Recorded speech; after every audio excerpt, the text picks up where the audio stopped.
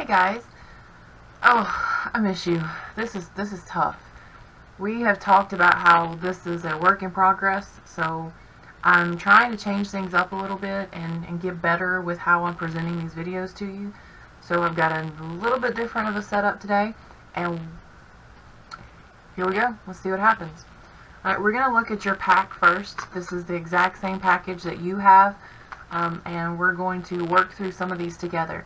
This is some stuff that we didn't do a whole lot of in class, so some of this might be a little bit different for you. The first page, we did do this, and if you remember, I told you several times that a lot of times when you have a percentage in a problem, what operation are we going to do? Most of the time when we have a percent, we're going to multiply. Okay? And if you notice, all of these on this page, there are percentages in these problems. So, we're going to look at number 1. We are looking for, let's just start with number 1. A chair's regular price is $349. It is on clearance for 30%, and a customer uses a 15% off coupon after that. What is the final cost of the chair before sales tax? Alright, it's very important information here. I've got my price, and I've got clearance, 30% off. Does that mean that I'm paying more than my original price, or am I paying less? I'm paying less. And I also know that 100% is the full amount, but I'm going down 30%. So I'm going to say 100% minus 30% is going to give me 70%.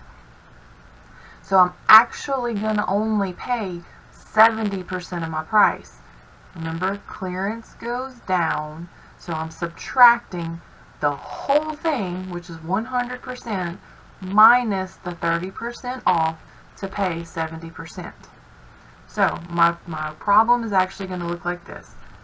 349 times, in my calculator I can do this two ways. I can say times 70%, or I know how to swap this, 349 times 0.7. So let's do that together. Let's put that in our calculator. 349 times 0.7. That gives me the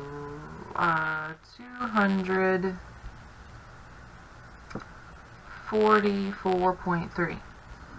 Am I done yet? No, I'm not done yet. And you noticed I hiccuped there for a second because I thought, wait a minute, that answer doesn't match the answer sheet. There was a problem because we get another 15% off. So, 15% off means, again, I'm starting with 100% and I'm subtracting 15%, and that's going to give me 85%.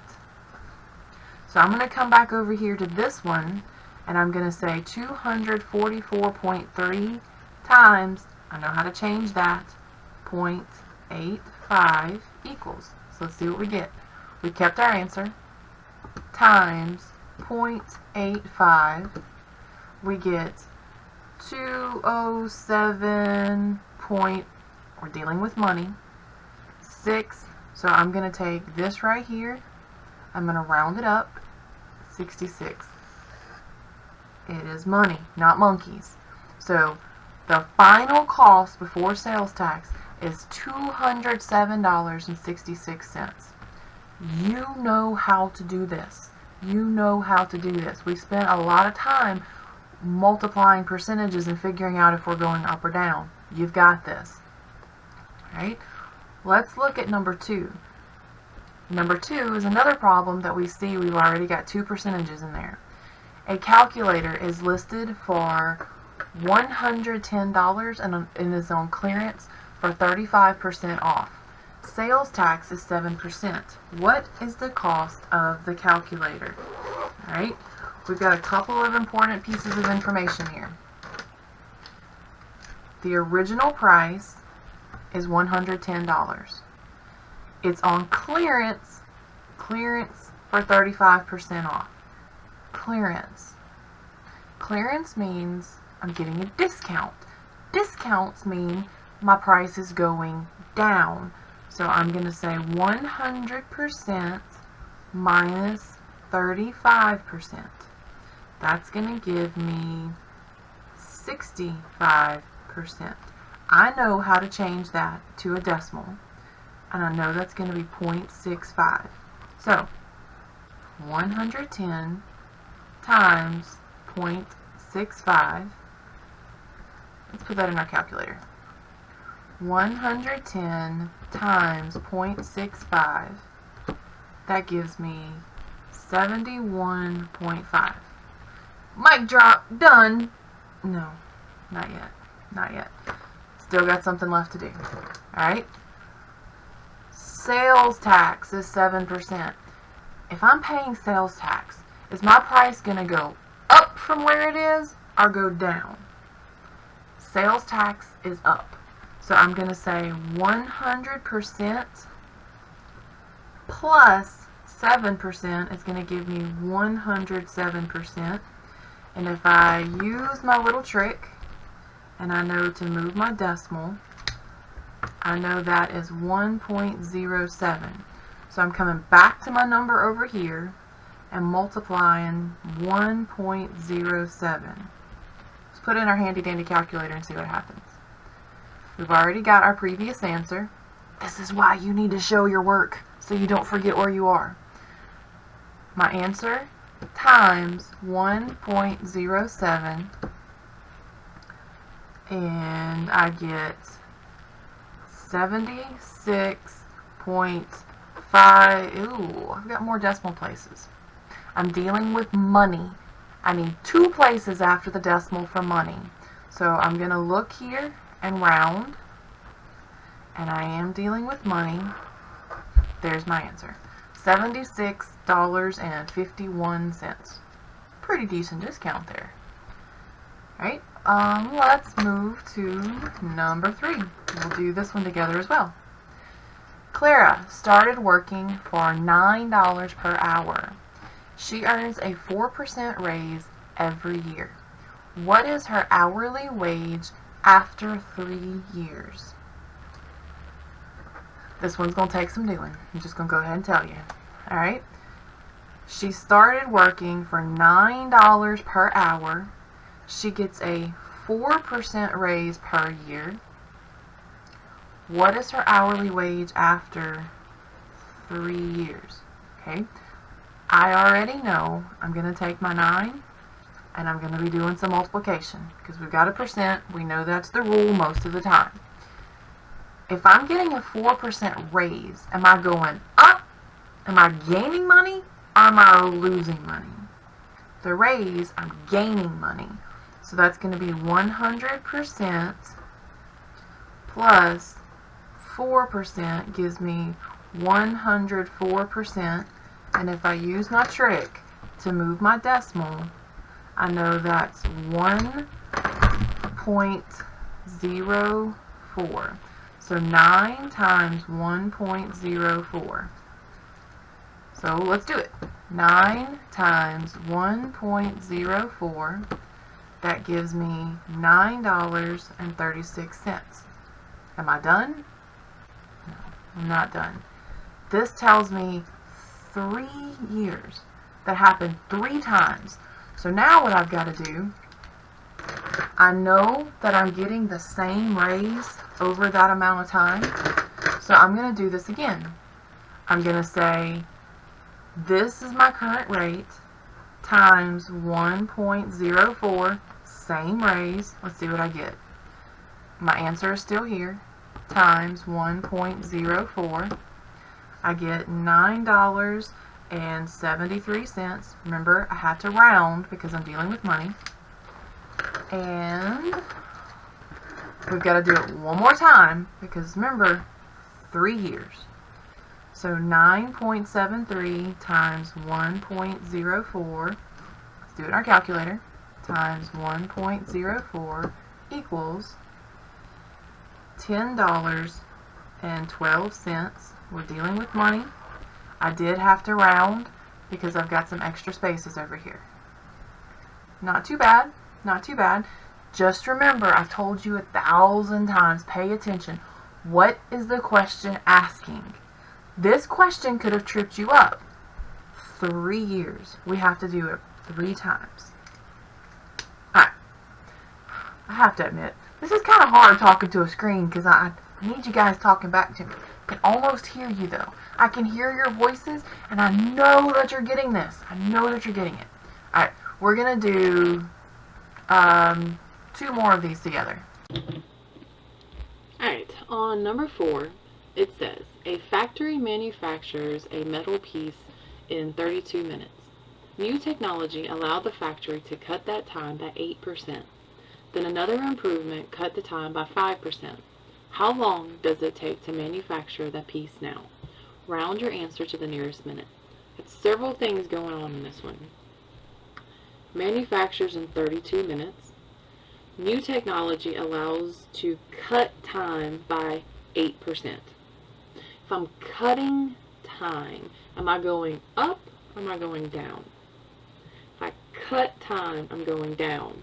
So that's 100% minus 8%. That's going to give me 92%.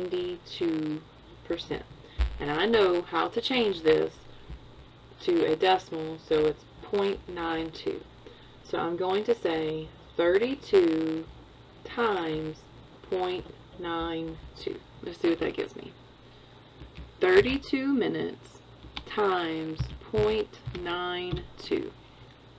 And I get 29.44. Mic drop. Done, right? No, I'm not done yet. Next part. It says another improvement cut time by 5%. So here's what I have to think. Am I going back to the original, or am I going to go off of what I just figured out? Well, it tells me another improvement, so I'm thinking I'm going to go off of my new number. I'm not going to have to go back to the original. So I'm staying here, and if I'm cutting time by another 5%, that's 100% minus 5%. That gives me 95%, and I know how to change that, so it becomes 0.95. So I come back to this number, and I say 29.44 times 0.95. 29.44 times 0.95. That gives me 27.968. But here's the thing. What do I say 1,000 times? Know what the question is asking. This particular question says, round your answer to the nearest minute. That means this one. So I'm going to look here and determine it needs to go up. So 28 minutes is my final answer. Kind of starting to see a rhythm to this. Figure out, are you going up or down? Figure out the percentage that you're going to have to multiply by. And then, do you have to continue? Is there another element to the problem where we have to keep going? Alright? This is the last one that we're going to do together. So, here we go. An apartment costs $875 per month to rent. The owner raises the price by 20% and then gives a discount of 8% to renters who sign an 18-month lease. How much less do renters who sign an 18-month lease pay per month to rent the apartment? Right? $875 per month. The owner raises the price by 20%. If I'm raising the price by 20%, I'm going to have to say 100% up or down. Raising goes up. So 100% plus 20% gives me 120%. I know how to change that. It becomes 1.20. So I'm going to say 875 times 1.2. See what that gives me. Clear 875 times 1.2. That gives me 1,050. Done, right? Yay! No. There's something else to this problem. It says, and then gives a discount of 8% to renters who sign an 18-month lease. So a discount, am I going up or am I going down? Discounts go down. So I'm going to say 100% minus 8%. That's going to give me 92%. I know how to change that to a decimal. So I'm going to come back to this answer, and I'm going to say times 0.92. I've still got my answer keyed in here. Times 0.92. That gives me 966. Done, right? Oh. Here's that important piece that I tell you all the time. Know what the question is asking. How much less do renters who sign the 18-month lease per month pay for that apartment? So here's what I have to do. My problem told me the owner went up on price to this amount. If they signed the 18-month lease, they got this discount, so it went down to this price. Keywords in my problem. How much less? How much less? How much less? What operation do I have to do when I'm trying to figure out how much less? How much less sounds a lot like the difference of. So I'm going to say 1,050 minus 966. Go to my ultimate cheat tool here. 1,050 minus 966. That gives me 84. 84 monkeys? No. $84. $84 is the difference these renters are paying. You have another sheet of these very, very similar word problems here. You have 6 through 9. Use what I've just given you as a guide to work 6 through 9 on your own. If you have questions, post your questions in Google Classroom and I'll help you out. I'll post another video to answer your specific questions. I love you guys. Good luck!